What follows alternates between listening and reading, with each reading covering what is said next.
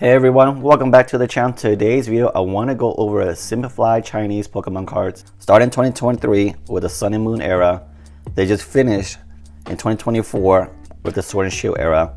And now in 2025, they started the Scarlet and Violet era with some great exclusives that I think are going to put them on the map based on just the popularity of Chinese Pokemon cards. Because these are some great exclusives, and I think our Scarlet and Violet era should have started with this, with the anime, with the Horizon anime. I think that would be a great connection to get way more eyes onto the TCG when Scarlet and Violet era started. But some great exclusives in Chinese Pokemon cards.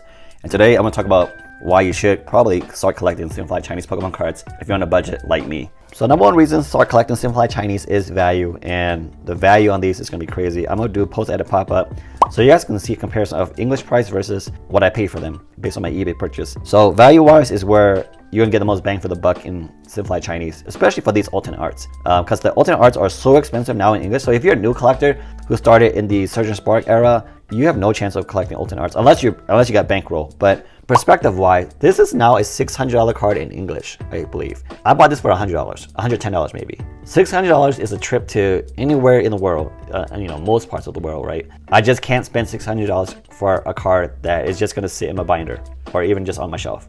I'd rather get that experience by going somewhere around the world. And then for $100, just comparison, this is maybe $200 now. So you can get both of these for the price of one of these. And the reason I talk about this is this is a card that I pulled. And so I probably won't sell this card ever because this is my first alternate art that I pulled. And obviously it's Charizard. So this one will keep going up in value, but the Chinese version of this card is like $30, I believe. So one day maybe I will sell this and just take the profits and buy the Chinese version. Because that is something I do. I do like to sell the English counterparts to buy the Chinese counterpart or the Japanese counterpart, just because the profit margin is so big to sell you English and buy it in a different language, and you get the same card again, better texture, better quality. So value wise, this page just shows you, actually this value wise, I want to talk about this page. This page came into my idea once I saw this Eevee. I just knew I wanted to surround it with all the its evolutions, and obviously this card alone is probably pushing 200, 150 for a lot of these are promos, but you couldn't collect this page for a budget if you're on a budget like me. So the great thing is I got this whole page, excluding this, for $178, which is I think probably the value of one of these evolutions. And so that's value to me. Value to me is what can I get for my budget? $100, $200 a month gets me a whole evolution set. So that breaks it down to about $22 a card. I want to put in perspective what $20 looks like in English versus Chinese. This is one of the top chase cards in the English era Sword and Shield versus what $20 gets you now in the Sword and Shield era. This is what a Sword and Shield era card looks like. A Trainer Gallery card that it was $2 card, shout out to $20 because of the new boom. But once it gets to that price, I'm not buying it. I can't even buy it. I bought this card and it was $2. Maybe I pulled it because these are super easy to pull. You pull 3 or 4 of these in one booster box. So these should always have been $2. I don't understand how someone can buy for $20 when they can buy this for $20. So you go to a card shop, which would you rather have for $20? That's just how I view value. I don't view value as what's going to go up the most in value. Like I don't expect this to go up crazy value, but I'm pretty sure this has shot up in value since I bought it. So investing in Chinese Pokemon cards, there's potential for value because exclusive cards and obviously other popular cards, just like the Japanese market, once the English gets too expensive, other languages, alternative version of it will go up in value just because there are collectors like me who will buy a Grail card for a tenth of the price or a quarter of the price, and the language doesn't matter to us collectors because we're buying it for the art piece of the card itself, not the value of it increasing in value. At that price point, we were priced out, so we'd rather get the card for a better value. And then the craziest value card is probably this one. This is going for $1,000 in English, and this is just I think $150.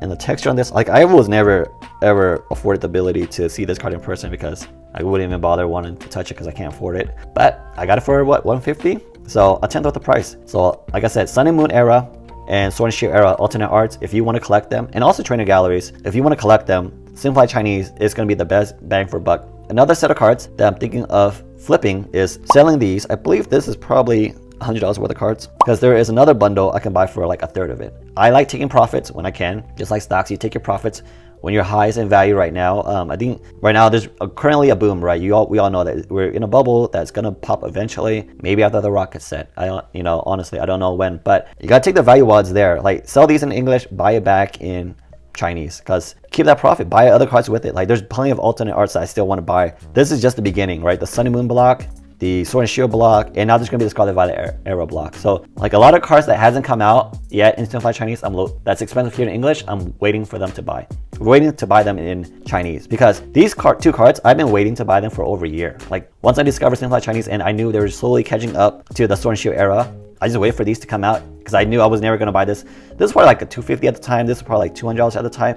And I still waited for them. And now these have shot up like crazy. And because I waited, I only spent $170, $180 for these two versus, you know, buying, and I was able to afford to buy these. So by being patient, I'm able to afford these two and a whole page of Eeveelutions for the price of maybe just these two in English. So value-wise, that's how I view value, and that's the number one thing that's going to attract me to it. So I want to talk about card quality and texture for a minute, because that's really the second most attractive thing about these cards. Like the texture on these are insane. I always have a complaint with the English texture on these alternate arts is pretty boring compared to Japanese and now Chinese cards, because the textures on these are all over the map. Like they have different levels of texture. I feel like if you compare it to the Charizard, which is a card I pull, there's just one it's just really just the texture lines going across the whole card. They could have done texturing for the wings, the vine whip, the fire, and all that stuff going around in the card, but they don't. But in Chinese and Japanese, because these are printed in Japan, Japanese printer, so you can expect Japanese texture quality, Japanese print quality, no whitening, centering's good, but the texture really is insane. Like the waves are a different texture, the lightning is a different texture, the clouds are a different texture. So I really love that fact that these feel really high quality compared to English, right? And this is a card I pull myself. I can always buy this in English, Chinese, just to do a comparison in the future. And to know if it's real or not, there's actually a logo down here, if I can get that lightning right. You can see the Pokemon logo on the very bottom right corner. That will let you know if it's real or not. And also on the bottom left corner. Hopefully it pops through in the video. But these logos are the way to know if you got legit ones or not. But I will leave a link in the description so you guys can, you know, use the same seller I use. So far, they have not failed me yet, but I will always double check to make sure you feel confident in buying it before you just take my word for it, okay? So if you're curious about the comparison, here's the two cards I do have. They're not textured, but you can still see the difference in, like, I mean, the holo is different because it's definitely different printers, and the color is different, but the backing is the same.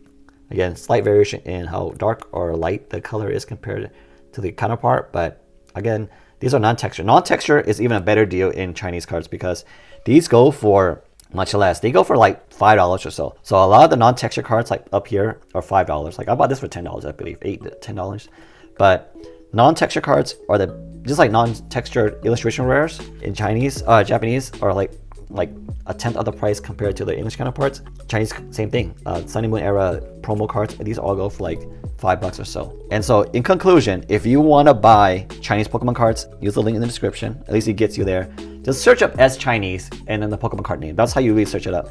Because in your binder, you're never gonna know the difference in Chinese or Japanese or English. Because I just look at this like a piece of art. This is my piece of art binder. And so if you look at it, let me know if you can tell the difference, if it bothers you, if you have multiple languages mixed up, because it doesn't bother me. What bothers me is I spent $600 for a card like this, and then I feel like I could have gotten so much more, right? I think this whole page, this alternate art page that's gonna, in the trainer gallery cards, again, Sun and Moon, Sword and Shield era, I'm building those collection back up after taking on pause just because they got so expensive so fast before I could really complete them. And I saw a bunch of trainer galleries that I felt were overvalued, like the Eeveelutions that were going for like $50 plus. I'm just gonna go back and buy them back in Chinese for even less, and then I'll get even more cards for the same price by selling one card. So that's how I do it. I sell my English, buy them for less, and buy more. And like I said, quality-wise, amazing. Price-wise, amazing.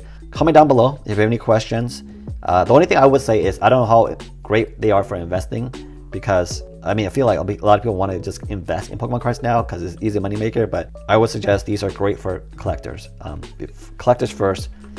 Don't worry about investing. If you want to invest in English, like I said in my previous video, that's where the easy money is. But collector-wise, I think these are best bang for the buck. So thank you for watching, and I'll catch you guys next time.